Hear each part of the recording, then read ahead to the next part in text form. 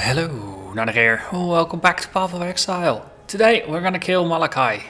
That's for sure. But first, a very quick update on curses and cost when damage taken. I've got cost when damage taken added to the build. It supports a level 3 immortal call, because the thing is with cost when damage taken, it restricts the level of the level requirement of gems that can be linked to it. So level 1 it's level 38, immortal call at level 3 requires level 38 as a player. And level it gets slightly confusing, but I hope you understand what I mean. If you get immortal call to level 4, it will require a higher level, and therefore it will no longer be automatically cast by cost when damage taken. So it's very important to keep in mind that when immortal call is about to level, that you right click on the thing here to just dismiss it and to keep it in the list down there and not actually level it up. It has an increased duration to make immortal call last longer, so currently it lasts 0.59 seconds whenever it triggers. The reason I'm keeping cost when damage taken at level 1 is that it will trigger for a lower amount of damage. So currently it's at 528 points of damage. Whenever I take that much damage, it triggers. If you increase the level, it will allow you to support a higher level gems and therefore get stronger effects out of them. But it will also require more damage taken in order to trigger. So it's going to trigger less often. So for now, keeping it level 1 is good, because immortal call, the percentage bonus scaling for endurance charges goes up, but the base duration stays the same. So there's no point in actually increasing the level for the sake of immortal call, unless you are very strong into endurance charges, and that scaling is going to be relevant. Lastly, we have another slot and you can put a curse in there.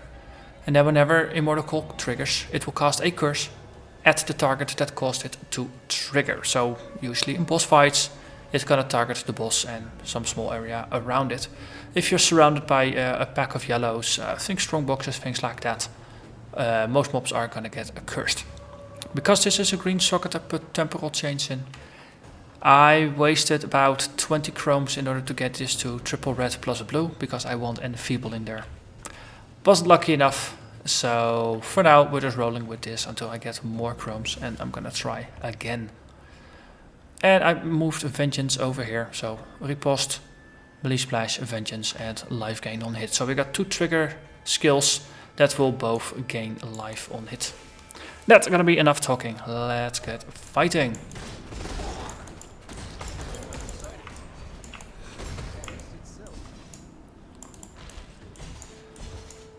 So this build, it basically just got a lot more sturdy.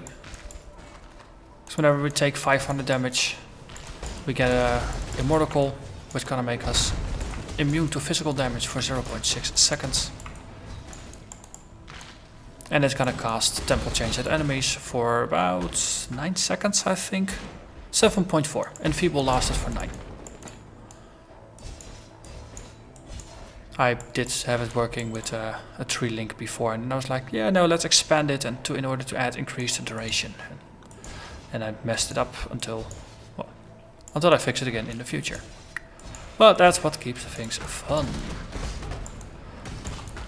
I also experimented with a Vengeance with a curse on hit combined with Enfeeble. That didn't seem to work, unfortunately. That's the... I don't know, it's supposed to trigger, but it never did. Same for... or maybe it did. No, I'm being confused here with the Ancestral Warchief. I had Ancestral Warchief and the Golem with Curse on hit and Enfeeble. I just equipped some other boots from my stash in order with double blue, double red links in order to test it. Turns out the Golem can't do Curse on hit. At least it doesn't get the ampersand mark indicating that a curse will be cast on hit. But your totem, it did get the annotation and it did get the description, but in practice, nada. So that's rather unfortunate. Hello there, Bone Queen. You are usually a pretty good test of toughness. So you saw the temp change there, that was our doing. But this was a rather mediocre fight. I don't think she really put all her effort into it.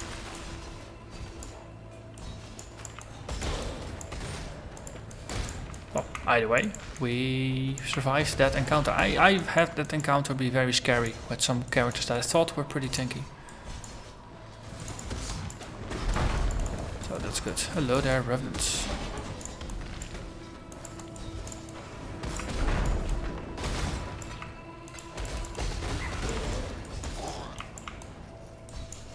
So the true test of this build is gonna happen with Piety and Malachai.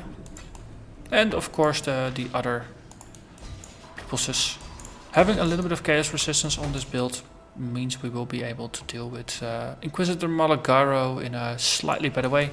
Because he just deals with pure chaos damage. I had a couple of low level prophecies that I went back into Act 2 to resolve. So we have a couple of currency related things popping up, and this was the first prophecy that did that. We might also spawn a level where we get double rares and rares that drop extra stuff. All good fun, but nothing that's gonna change any encounters or anything like that. Not yet at least. You will defeat a very powerful invading monster. Ah, we get our invader. Cool. It's like a bit of a warm-up boss fight. Always fun. I believe some of the invading monsters can be pretty tough. Some of them are pushovers, but that's probably how a lot of the enemies are, depending on what kind of build you're playing, of course. Duration, yeah, didn't accidentally level this one yet, no. Just keeping that in mind, it's so easy to just click plus to level things while you're fighting. Because you usually have no reason to not level up a gem. Luckily you can downgrade gems, that's always good with the crafting recipe. But no, not having to do that is even better, of course.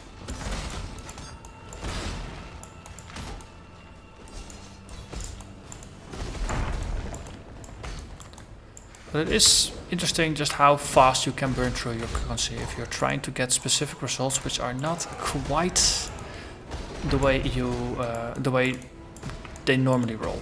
For example, having a dex and strength boot roll triple strength, triple red, and a blue socket. Hey, are you temp chaining me? Are you temp chaining me? I've got curse removal. Bugger off.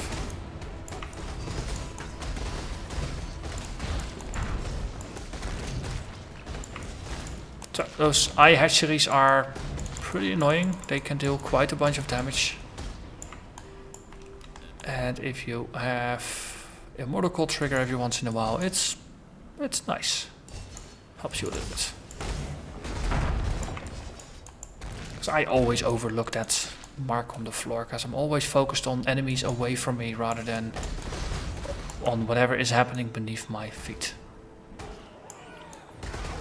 I also hope that we will encounter this nemesis, the invader, anytime soon. Would be annoying if we would find the exit and then have to backtrack in order to find the invader. Ah, that's good. The all-seeing eye of Sauron. Well, that worked out pretty well. Temp change. Wait, let's double check what level is it. Oh, it requires 24. We can push that a couple more times. Good, good. Then we can look for the exit, since we did our prophesized duty.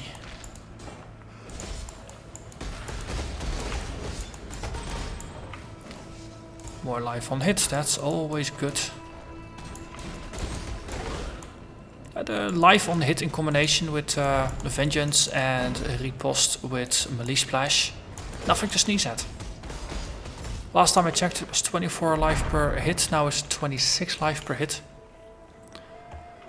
The life leech for the DPS came up to about 16 life. So 24 plus 16 makes 40 life gained, but most of it is actually from the support gem and not from the leech. For a specific riposte. If you add multiple targets, you can get quite a bunch of life regenerated. Quickly, okay. Okay. This hurts, but we can fix the bleeding. Or the stacks. Bye bye. Just look at the things just decaying. Those corrupted blood stacks are nasty. They definitely are nasty.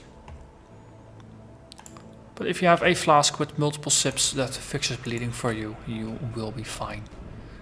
And we do a ton of damage right now. So slashing through it was not too difficult.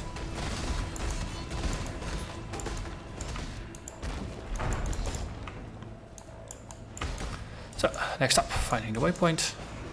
Then defeating the three stooges. And then it's Malachai o'clock. Test if we are truly as badass as I think we are.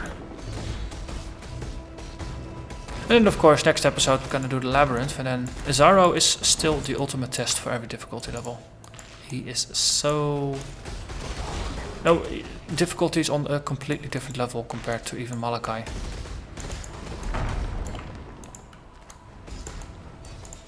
So if we make it, that means we are doing pretty well. No, on normal the difficulty of the Zaro fight has been nerfed. Cruel as well. So that does make those encounters more doable than eventually the merciless version or the Uber version. The maps version.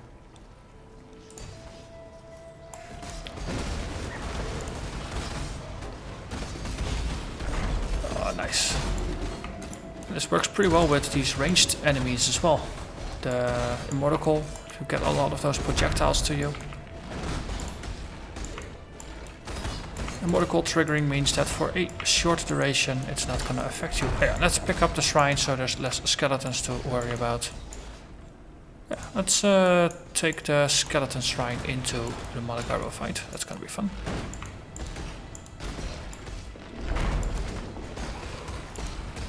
Let's see, I'm level 43 right now. This is the level 40 area. That means I'm on par. Or shuffle. Hey, they shuffled it. Is it? Come on. Just die.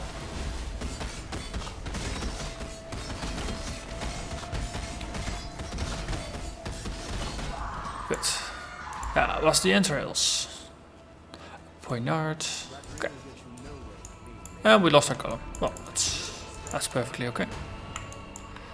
Now we still have enough space in inventory. Let's just swoosh back.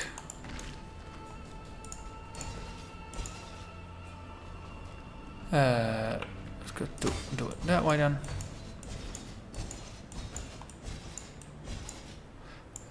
Give her the body part, and then we'll do the other side. Ooh, fusing. I approve. Spent really all of my socket related currency trying to get my items up to snuff. That's probably going to be the biggest bottleneck if this is going to be your first character in a league. Just getting all those 4 links up and running. It might cost you some currency.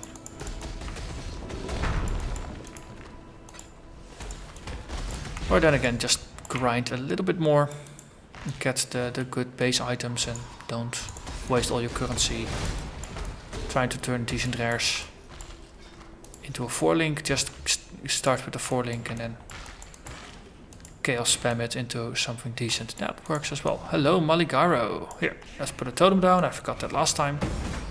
And then we'll just slash through you. Okay. So you see a little line on top of her life that just climbs up. That's the life leech stacks that we've been building up. Works pretty well. That's one of the nice things about life builds. Chaos damage is just another type of damage.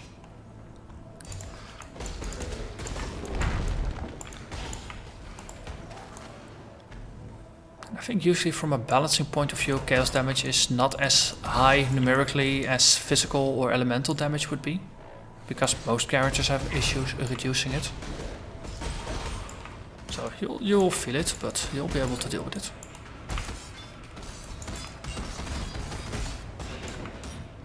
Okay, Lacerate, believe this. That's good. This is the Immortal Call. Yeah. Once there's a plus over there, we want to right click it to make it disappear.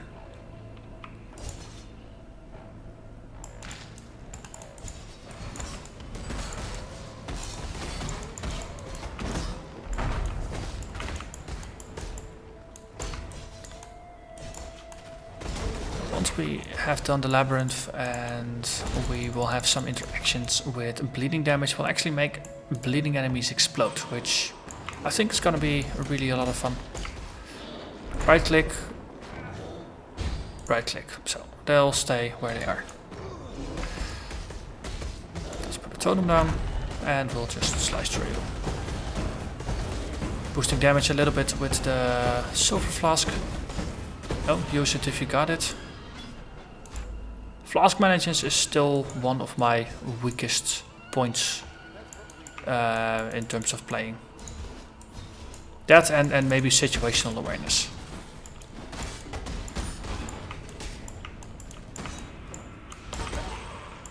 But it's definitely one of the more unique parts of Path of Exile. Wow. 23 points, but you would want that for dex and int, not for strength. This is that flask management. There's not a lot of other games that have this flask mechanic, where flasks can also be buffs and that you actually have to consciously think about it, look at what's affecting you, what flask to use for it, timing it, making sure they're up, all that good stuff. Let's go quickly to town, empty our pockets. Then we're gonna have to fight with Mr. Malachai himself. So that's a lot of currency, might as well drop that over to the currency box.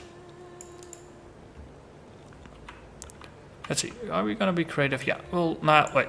But this is gonna be Malachai. After this we are done here. I'm not gonna pick up any more prophecies, because I might end up with a prophecy that will send me back to the early game, so here it goes.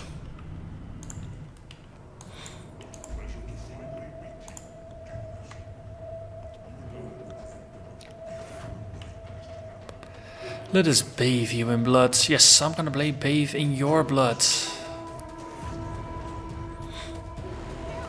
Totem down. Oh, maybe you should backstab him rather than just front stabbing him.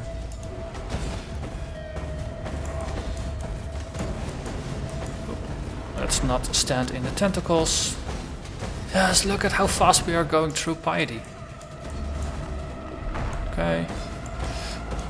I've learned from experience that you don't want to stand in that teleport of his. Because he will kind of hurt a lot when he does his teleport. Also, she's dead. Just doesn't know it yet. So, let's revive our golem. Time for the next stage of the fight. Go, go. Let's put on our totem. How long does it last? 12 seconds. Yo, here, have a totem. Let's not stand in there. You don't really like good spots for me to kill you, do you? Just look at how fast we are tearing through those hearts.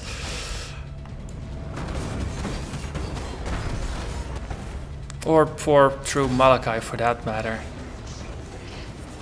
Just...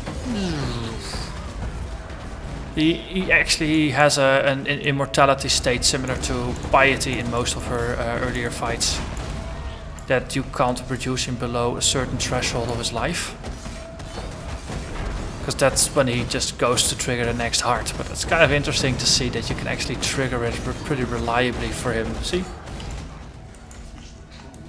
And he doesn't get a full heal out of it. He actually only gets okay. Yes, we are just tanking this on life regen and a granite flask alone. Boom. In your face, Malachai. I might just grab these amulets. Anything else that's interesting? Steel skill boots. And that is Highgate. Hello everybody. Let's might as well empty our pockets. And because we still have plenty of time, let's take the walk to Lionized Watch in a cruel difficulty as well. In the next episode we're gonna do the Labyrinth. And then we see the real reason why I brought a Leap Slam along with me, even though you rarely actually see me use it. And that's to basically have a teleport style move available. Boom. So.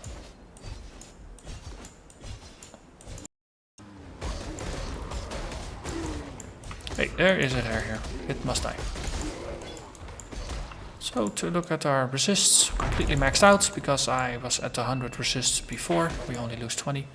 Chaos is at -9, that means we need to get another 9% chaos resist from somewhere because I want to get it positive. But I'm sure now that we are in cruel difficulty, more gear is gonna drop with chaos resist on it. That's one of the issues with normal difficulty, chaos resist just doesn't drop. Hey, I see a ghost. I also... Okay, yeah, okay. I was gonna say let's make it possess the dude at the end. Because we are pretty close. Oh, Hillock, that is. He just didn't want to go this way. Otherwise I would have let it possess Hillock and it would have been fun.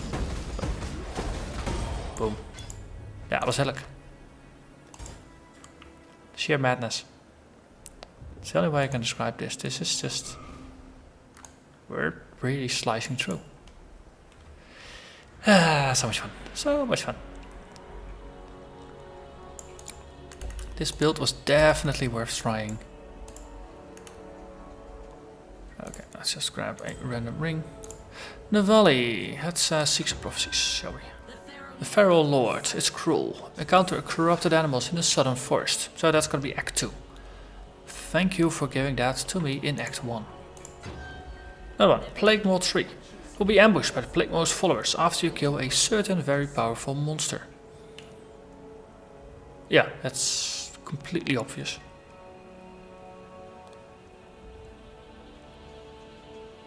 Oh, we'll see.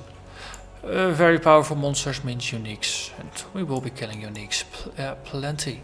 But for now, I'm gonna thank you very much for watching. I'll see you again next time when we go for the Labyrinth. Bye bye.